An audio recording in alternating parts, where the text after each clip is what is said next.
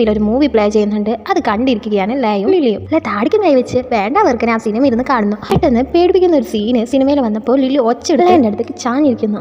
അത് കണ്ടില്ലേ, നിനക്ക് ഇത്ര പേടിയാണ് ഹൊറർ ഫിലിം എങ്കിൽ പിന്നെ എന്തിനത് കാണണമെന്ന് ചോദിക്കുന്നു. അപ്പോൾ ലില്ലി പറയാണ്, എൻ്റെ ഒരു ഫ്രണ്ട് പറഞ്ഞു ഇത് ഭയങ്കര ഫണ്ണി ആയിരിക്കും, ഭയങ്കര കോമഡി ആയിരിക്കുന്നു, പക്ഷേ ഇത് ഇത്രക്ക് പേടി ഉണ്ടാവും എനിക്ക് അറിയില്ലായിരുന്നു എന്ന് പറയുന്നു. ലൈക്കും ഹൊറർ ഫിലിംസ് ഒക്കെ കാണാൻ ഭയങ്കര പേടിയുണ്ട്. അവൻ ടി വിക്ക് നോക്കുന്നേ ലില്ലിനോട് ഭയങ്കരമായിട്ട് പേടിച്ചില്ല. കൈ തട്ടിയിട്ട് എണീറ്റ് കട്ടിലിൽ ഇങ്ങനെ പേടിച്ചിരിക്കുകയാണ്.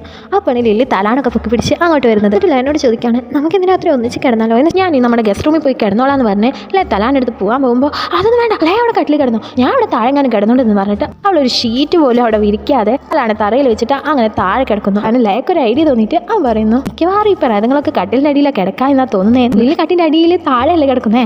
അപ്പോൾ ലില്ലിക്ക് പേടിയായിട്ട് അവൾ കട്ടിൻ്റെ അടിയൊക്കെ നോക്കിയിട്ട് എണീറ്റിട്ട് വേഗം കട്ടിലിൽ കയറി കിടക്കുന്നു. എന്നിട്ട് ലയനോട് പറയണം, ഞാനെന്തിനാണെങ്കിലും താഴെ കിടക്കുന്നത്, നമുക്ക് രണ്ടുപേർക്ക് ഒന്നിച്ച് കട്ടുമ്പോൾ തന്നെ കിടക്കാം, അല്ലേ പ്ലീസ് നീ പോവല്ലേ എന്ന് പറയുന്നു. അല്ലേ കിട്ടിയ ചാൻസ് മുതലാക്കി ലില്ലിനെ തന്നെ ഇങ്ങനെ നോക്കി കിടക്കും.